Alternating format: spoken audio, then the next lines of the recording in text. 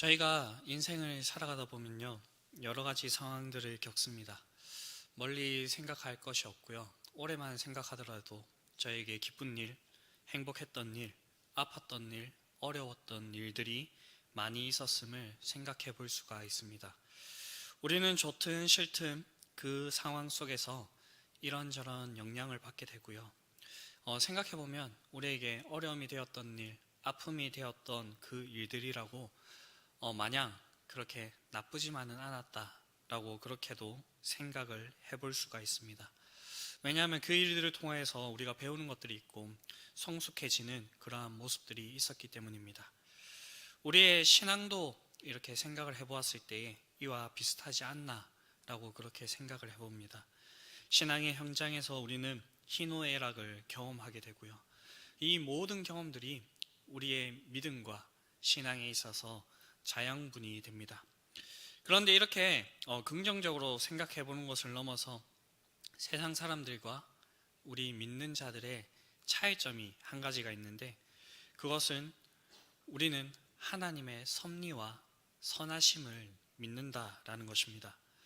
이 말은 우리에게 허락하신 모든 것들이 가장 좋은 것이라는 것입니다. 우리에게 아픔이 되는 일, 슬픔이 되는 일, 어려움이 되는 일, 그것조차도 우리에게는 가장 좋은 것이 된다라는 것입니다.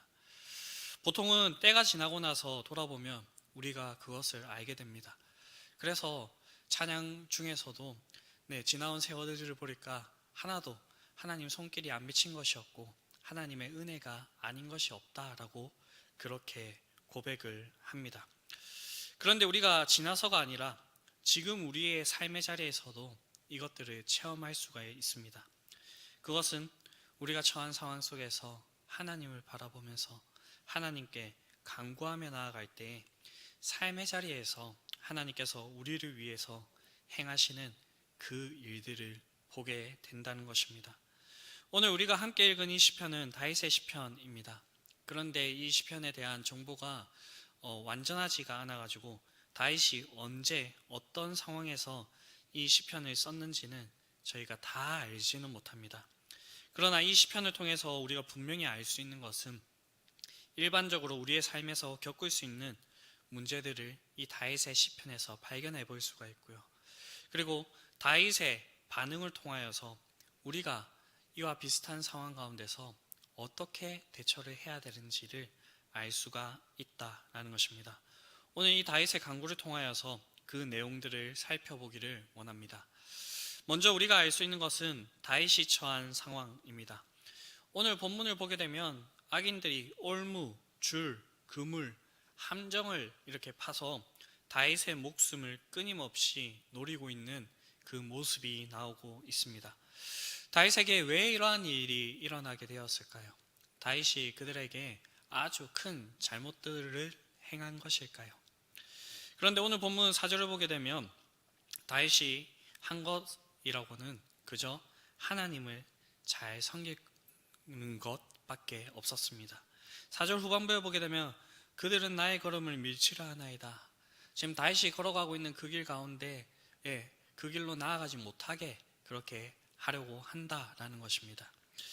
다윗의 이 삶을 보았을 때 다윗은 하나님을 온전히 신뢰하는 자였고요. 그리고 하나님의 마음에 합한 자로서 하나님과 함께 동행하는 자였습니다. 다윗에게 이런 어려움이 온 것은 다윗의 의로운 삶, 경건한 삶 때문이라고 그렇게 이야기해 볼 수가 있을 것입니다. 그나마 다행인 것은 오늘 우리가 살아가는 삶의 현장을 생각해 볼 때에 다윗이 말하고 있는 것처럼 하나님을 믿는 것, 믿음을 지키는 것 때문에 우리의 목숨이 위협받는 일이 흔하지 않다라는 것입니다. 혹시 이 자리에 예배드리러 나오는 것 때문에 지금 목숨을 위협받고 계신 분이 있으십니까? 그렇지는 않죠. 저희가 살아가고 있는 이 현장은 너무나도 하나님을 섬기기에 좋은 그러한 삶의 현장입니다.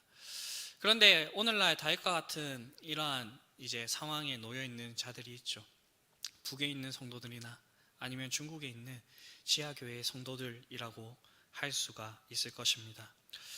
그러나 우리에게는 이렇게 목숨을 위협받는 이러한 일이 있지는 않지만 우리가 이 다윗의 이러한 고백을 통해서 알 수 있는 것은 하나님의 백성들이 하나님을 신뢰하고 올바르게 살아가려고 할 때에 악인들이 다윗의 목숨을 노린 것 같이 우리의 믿음을 공격할 때가 있다라는 것입니다. 어릴 때 옆집 친구를 전도했던 적이 있었습니다. 한때 불교 집안이었지만 한때 교회를 나왔던 적이 있고요. 다시 교회 가자라고 해서 그 친구를 데리고 나왔던 적이 있습니다. 이제 그 친구도 복음이 뭔지 예수님이 누군지에 대해서 슬슬 알아가고 교회에 제대로 정착하고 이렇게 출석해 보려고 했을 때 그 집에 좋지 못한 일들이 있었습니다. 어머니가 급작스럽게 교통사고를 당하시거나 부모님이 하시는 일이 어려워지는 그러한 일이었습니다. 그때 그 친구가 했던 그 말이 아직까지 기억이 납니다. 집에 종교가 두 개니까 화가 끊이지가 않는다. 네, 되게 어린 나이였습니다. 초등학교 저학년 때, 그때의 기억인데 어린 나이인데도 이런 얘기를 했습니다. 그러면서 나는 그냥 우리 집에 있는 이 불교를 믿어야겠다라고 그렇게 했습니다. 너무나도 안타까웠습니다. 우리 믿는 자들 중에서도 제대로 신앙생활을 하지 못하다가 신앙생활을 해보려고 할 때 이러한 어려움들이 오는 것을 저희는 볼 수가 있습니다. 그리고 또한 제가 어릴 때 이렇게 들었던 얘기들, 직장에 다니시는 분들, 대학에 가셨던 그 선배님들이 술자리에서 분위기를 깬다느니 교회 다니는 다른 애들은 다 마셨는데 너만 왜 술 마시지 않는다느니 이러한 것들로 어려움을 당하였던 그러한 일들이 있었다라고 그렇게 들었습니다. 제가 그리고 경험했던 것은 주일에 공부하는 것이었습니다. 제가 좀 이제 빡빡한 학원에 다녔었는데요. 그때 주일에도 불렀습니다. 근데 주일은 제가 예배를 드려야 되기 때문에 학원에 가지 않았고요. 그럼 월요일 날에 연례 행사처럼 하는 게 있었습니다. 학원 방송에서 주일날에 나오지 않은 애들 전부 다 로비로 내려와라 이래가지고 남자애들은 엎드려 받쳐서 엉덩이를 맞았고요. 여자애들은 손바닥을 맞았던 그러한 기억들이 있습니다. 우리의 이러한 행동들이 복음을 알지 못하는 다른 사람들에게는 유도리가 없어 보이거나 아니면 유별나 보일 수가 있습니다.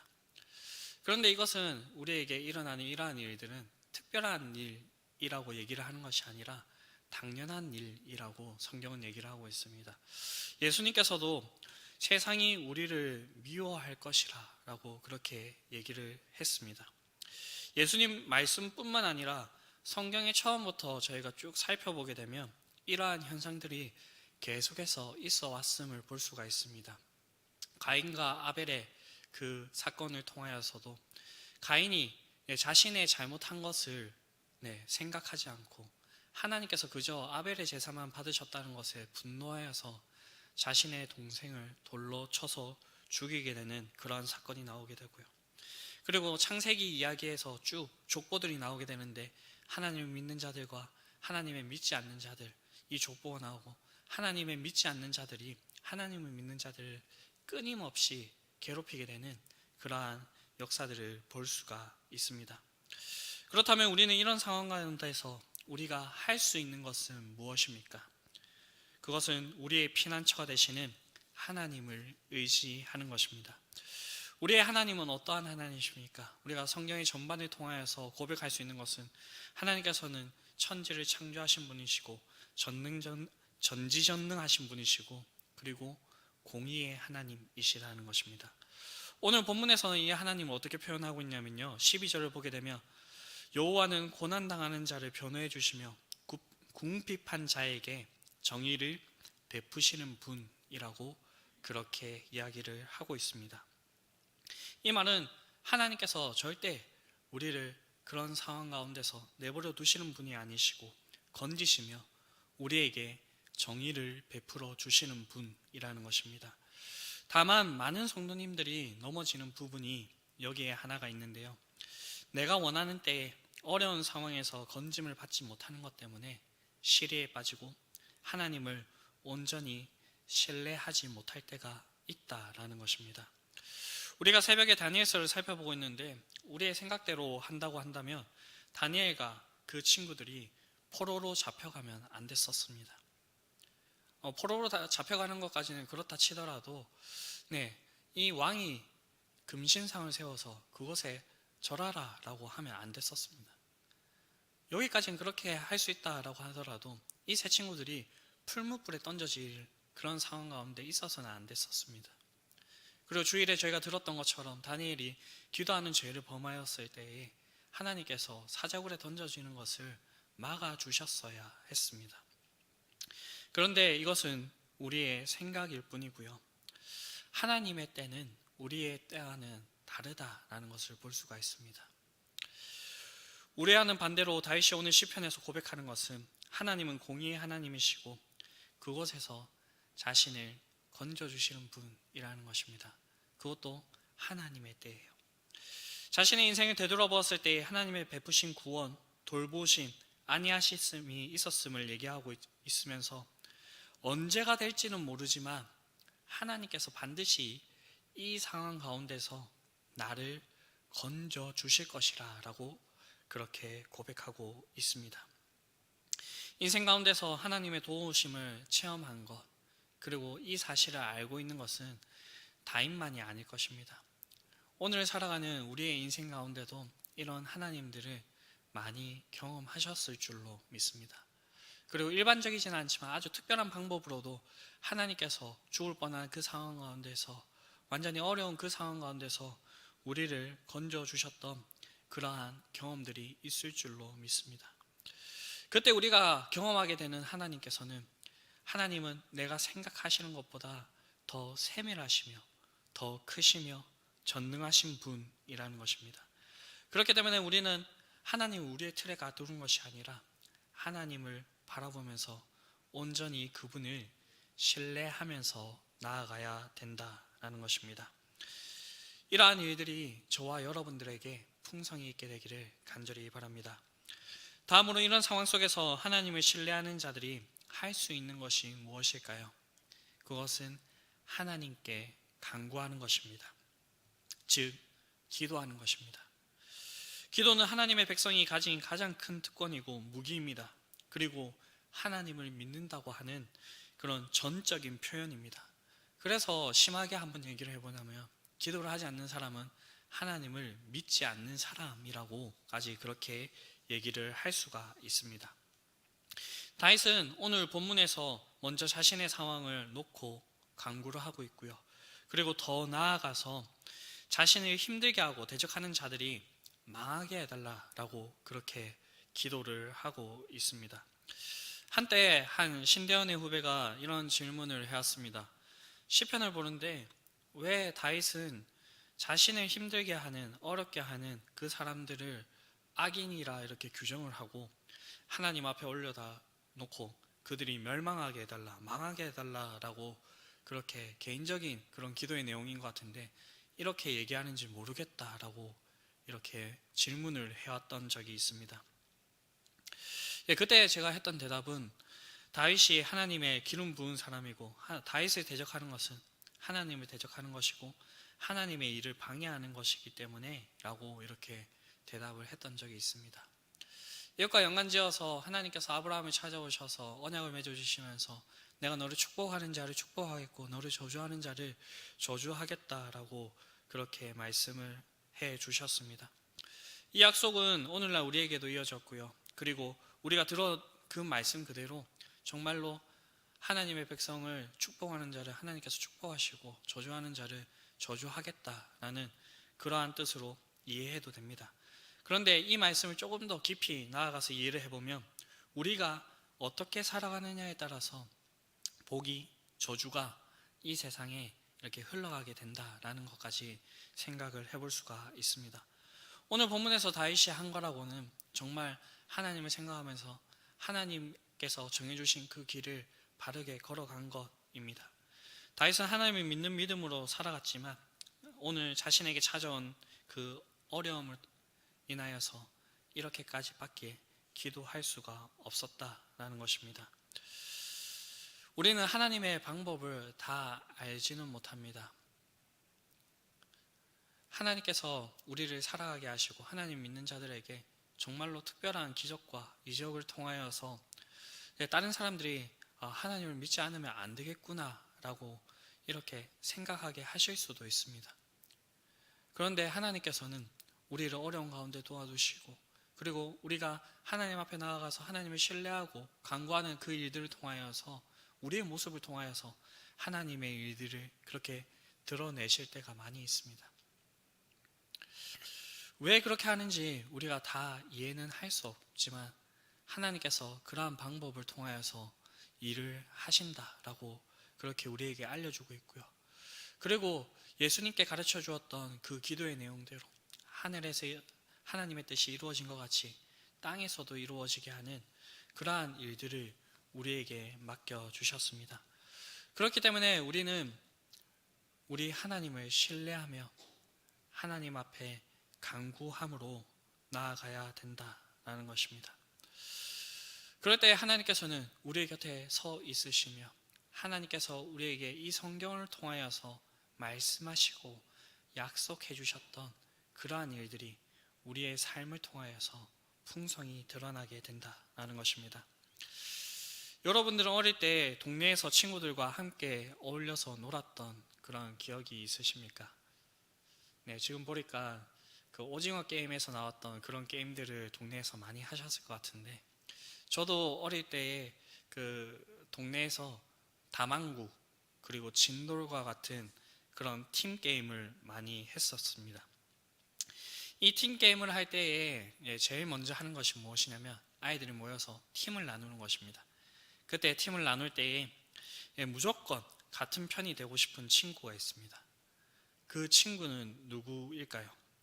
팀에 있으면 도움이 되는 친구, 팀에 있으면 우리 팀을 이렇게 승리할 수 있도록 이끌어주는 그러한 능력 있는 친구일 것입니다. 우리의 인생에 많은 어려움과 하나님을 믿는 믿음으로 힘이 드는 순간이 있을 수가 있을 것입니다. 그러나 그 가운데서 하나님께서 우리와 같은 편이라면 능력 있는 친구, 게임을 이기게 해주는 그 친구가 우리 편에 있다는 것보다 더 든든함을 얻을 수 있고요. 그리고 최후에는 결국에는 우리가 승리할 수 있을 것입니다. 왜냐하면 하나님께서는 이 온 우주 만물을 운행하시는 분이시고요. 다스리시는 분이시고요.